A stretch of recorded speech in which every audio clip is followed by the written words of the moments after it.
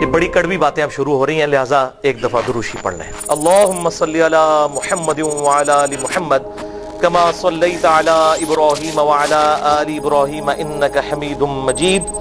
اللہم بارک علی محمد وعلی آل محمد کما بارکت علی ابراہیم وعلی آل ابراہیم انک حمید مجید۔ پہلی مثال صحیح بخاری انٹرنیشنل نمبر کے مطابق غزوہ خندق کے چیپٹر میں 4108 نمبر، جس کو میں کڑوی گولی کہتا ہوں۔ صفین میں تحکیم کے مسئلے کے بعد جب حضرت امیر معاویہ رضی اللہ تعالیٰ عنہ مدینہ شریف آئے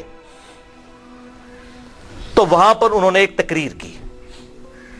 صحیح بخاری 4108۔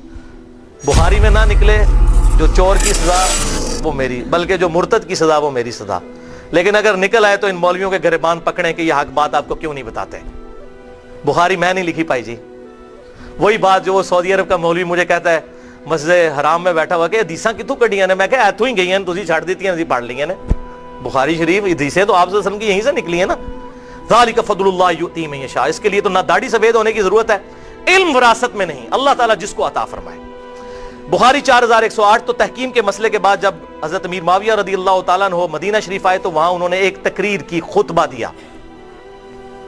وہ خطبہ دیا تو حضرت حفصہ ام المؤمنین جو حضرت عمر کی بیٹی اور عبداللہ بن عمر کی بہن تھی، انہوں نے عبداللہ بن عمر کو کہا کہ عبداللہ ایسا کرو کہ امیر معاویہ آئے ہیں اور وہ تقریر کر رہے ہیں، تم جا کے ان کی تقریر سنو، کہیں ایسا نہ ہو کہ تمہاری غیر موجودگی فتنہ سمجھ لیا جائے کہ کوئی حضرت عبداللہ بن عمر کوئی اپنی مہم چلا رہے ہیں، جیسے یہاں بھی اگر وہ پارٹی میں سے کوئی مین بندہ نکلے ہو کہتے ہیں دوسری پارٹی نہ ٹور گیا ہوئے۔ تو حضرت عبداللہ بن عمر نے کہا ٹھیک ہے، بہن ماں بھی لگتی تھی، ام المومنین بھی تھی، بہن بھی تھی۔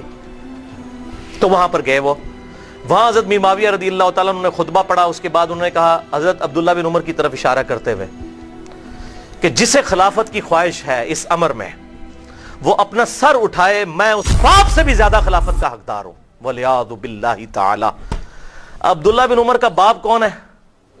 حضرت عمر، مولا عمر۔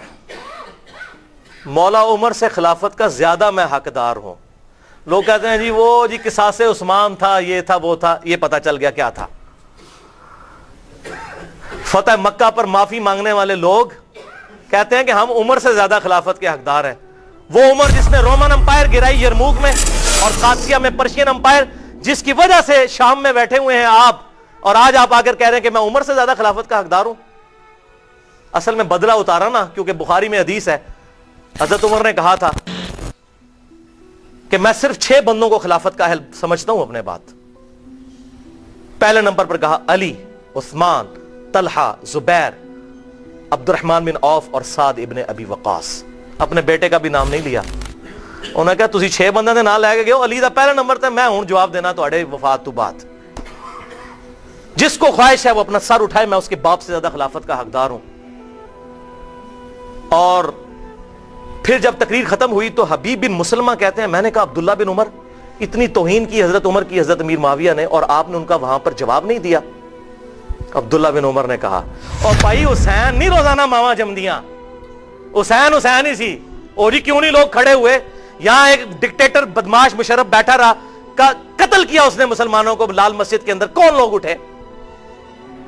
یہ بڑا مشکل کام ہوتا ہے اپنی جان دینا۔ عبداللہ بن عمر کہتے ہیں میں نے ارادہ تو کیا تھا اپنی گوٹ کھولوں، اس طرح گھٹنے بند کر کے وہ بیٹھے ہوئے تھے۔ یہ میں کوئی تاریخ نہیں پڑھ رہا، بخاری 4108 حدیث ہے۔ اور میں نے کہا میں اسی وقت معاویہ کو جواب دوں، معاویہ تیرے سے زیادہ خلافت کا حقدار وہ ہے جس نے تجھے اور تیرے باپ کو مار مار کے مسلمان کیا ہے، مولا علی۔ وہ مسلمان تھا اور تو اور تیرا باپ ابو سفیان رضی اللہ عنہم اجمعین وہ کافر تھے اس وقت، اور وہ تم سے قتال کرتا تھا۔ آج فتح مکہ پہ معافی مانگ کے تم لوگ کہہ رہے ہو کہ میرے باپ سے زیادہ خلافت کے حقدار ہو۔ پھر عبداللہ بن عمر کہتے ہیں میں فتنے اور خون ریزی کے ڈر سے خاموش ہو گیا۔ حسین روزانہ نہیں ماما جمنیاں، خاموش ہو گیا۔ پھر مجھے جنت کی نعمتیں یاد آ گئیں، میں نے پھر جنت پہ ہی کفایت کر لیا۔ حبیب بن مسلمہ کہتے ہیں کہ عبداللہ بن عمر نے خاموشی اختیار کر کے اپنی عزت بھی بچا لی اور اپنی جان بھی بچا لی۔ اب پتہ چلا کہ کیا ہوتا تھا زبان کھولنے میں، یہ ڈکٹیٹرشپ میں ہوتا ہے۔ اور وہاں حضرت عثمان شہید ہو گئے، لیکن کہا میرے لیے کوئی تلوار نہ اٹھائے، میں نہیں چاہتا کہ حرم رسول میں میری وجہ سے کوئی بندہ نہ حق قتل ہو۔ یہ خلافت راشدہ میں اور ملوکیت میں آپ کو سائملٹینیس کنٹراسٹ پتہ چل گیا۔ خلافت و ملوکیت کا میں نے ایک ہی جملہ انڈر لائن کیا ہے، وہ یہ والا ہے، کمال جملہ لکھا۔ اللہ اکبر۔ تو آپ اس پر غور کریں تو آپ کو کتنے حقائق الحمدللہ اس حوالے سے کلیئر ہو جائیں گے۔